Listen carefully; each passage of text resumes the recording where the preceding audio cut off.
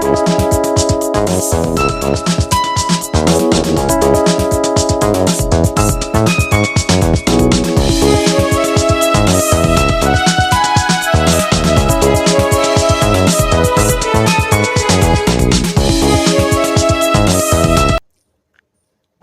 আলাইকুম রহমতুল্লাহ। ভিউয়ার্স, যে যেখানে আছেন আশা করি ভালো আছেন। আমি মির্জা তারিকুল ইসলাম আছি আপনাদের সাথে। আরেকটা নতুন নিউজে নিয়ে আসছি। নিউজটি প্রকাশ করেছে একটি বিদেশি গণমাধ্যম। নিউজটিতে যাওয়ার আগে আমি অনুরোধ করব, আপনি যদি এই চ্যানেলে নতুন হয়ে থাকেন তাহলে চ্যানেলটিকে সাবস্ক্রাইব করে বেল বাটনটি অন করে দেবেন। ভিউয়ার্স, চলুন নিউজটিতে কী লিখেছে আমরা আগে দেখি। দ্বীপের বাসিন্দারা ছাড়া বাইরের কাউকে সেখানে যেতে দেওয়া হচ্ছে না বলে খবর। এর জেরে তাদের মধ্যেও ক্ষোভের সঞ্চার হয়েছে। ইতোমধ্যে দ্বীপের কয়েক হাজার বাসিন্দা এ নিয়ে সরব হয়েছেন। বাংলাদেশের একমাত্র প্রবাল দ্বীপ সেন্ট মার্টিন, সেখানে আর যেতে পারবে না পর্যটকরা। গত 1 নভেম্বর থেকে এই দ্বীপে আর যেতে পারছে না পর্যটকরা। এ নিয়ে নির্দিষ্টভাবে কিছু সরকারি নির্দেশিকা জারি করা হয়নি, তবে অলিখিতভাবে ওই দ্বীপে যাওয়ার আগে কিছু নিষেধাজ্ঞা দিয়েছে। এদিকে এই দ্বীপের পর্যটন ব্যবসার সাথে যারা যুক্ত তারা মারাত্মক সমস্যার মধ্যে পড়েছেন বলে খবর। এদিকে আচমকা সেন্ট মার্টিনস দ্বীপে নিষেধাজ্ঞা নিয়ে কিছু বিভ্রান্তি এলাকার বাসিন্দাদের মধ্যে। তারা বুঝতে পারছেন না কেন এই পরিস্থিতির সৃষ্টি হলো। এদিকে দ্বীপের বাসিন্দারা ছাড়া বাইরের কাউকে সেখানে যেতে দেওয়া হচ্ছে না বলে খবর। এর জেরে দ্বীপের বাসিন্দাদের মধ্যেও ক্ষোভের সঞ্চার হয়েছে। ইতোমধ্যেই দ্বীপের কয়েক হাজার বাসিন্দা এ নিয়ে সরব হয়েছেন। কিন্তু কেন এই সেন্ট মার্টিনস দ্বীপ নিয়ে এই অঘোষিত নিষেধাজ্ঞা জারি করা হলো, এ নিয়ে নানা জনে নানা কথা বলছেন।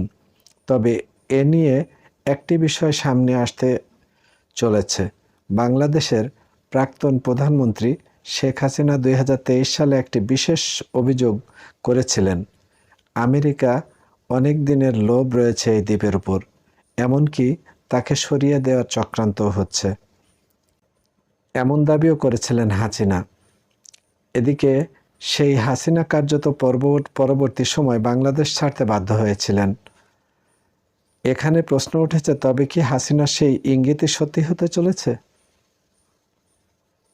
তলায় তলায় বর্তমান অন্তর্বর্তীকালীন সরকারের সঙ্গে আমেরিকার কোনো গোপনে বোঝাপড়া হয়েছে, যার জেরে সেন্ট মার্টিনস দ্বীপে ধীরে ধীরে পর্যটকদের আনাগোনা হ্রাস টানা হচ্ছে।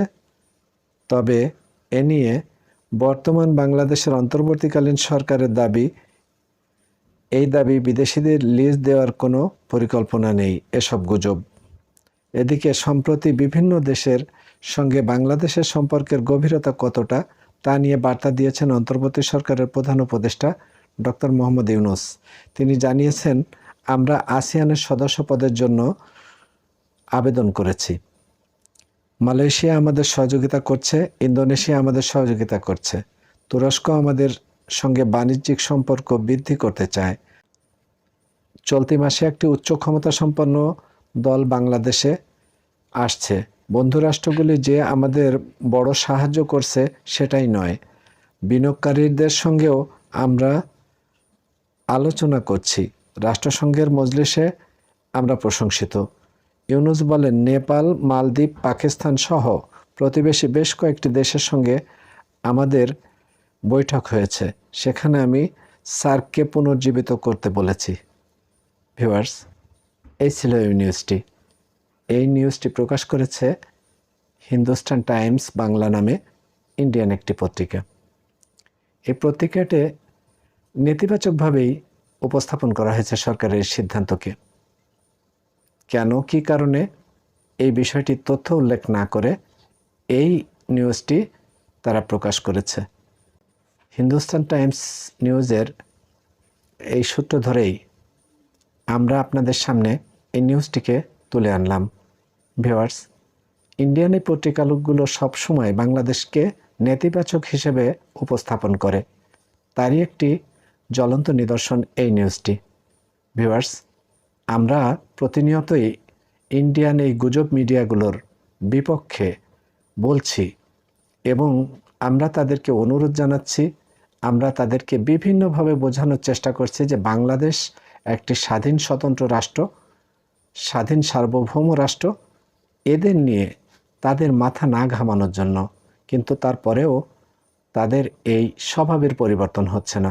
ভিউয়ার্স, বাংলাদেশের বর্তমান অন্তর্বর্তী সরকার নিরাপত্তাজনিত কারণেই হোক আর যে কারণেই হোক সেন্ট মার্টিনসে সচরাচর যাতায়াত নিয়ন্ত্রণ করছে।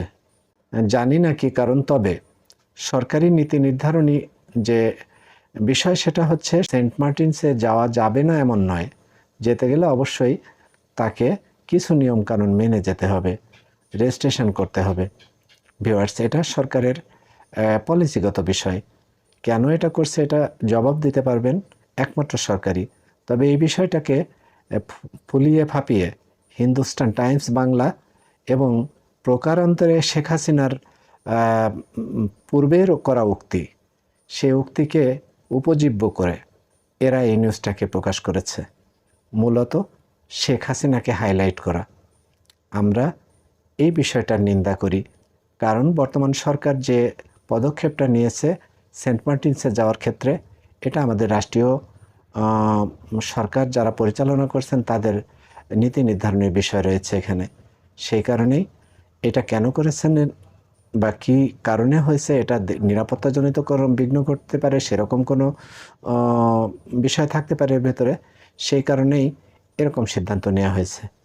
ভিউয়ার্স, এই ধরনের বিষয়কে সামনে আনছে ভারতীয় মিডিয়াগুলো, গুজব মিডিয়াগুলো। আমরা তাদেরকে আবারও এই ভিডিওর মাধ্যমে আমরা অনুরোধ করব যে এই ধরনের গুজব মিডিয়াগুলো তারা যেন এই ধরনের গুজব প্রচার করে বাংলাদেশের এই সার্বিকভাবে বাংলাদেশের জন্য নেতিবাচকভাবে প্রকাশ হয় বা উপস্থাপিত হয় এরকম কোনো নিউজ তারা যেন প্রচার না করে। ভিউয়ার্স, নিউজটা এই পর্যন্তই আমরা এখানে শেষ করছি। আপনারা ভালো থাকবেন, যে যেখানে থাকবেন, দেশে অথবা দেশের বাইরে। সবাইকে শুভকামনা। আমি মির্জা তারিকুল ইসলাম থাকবো আপনাদের সাথে আগামীতে। ভালো থাকবেন আপনারা সবাই।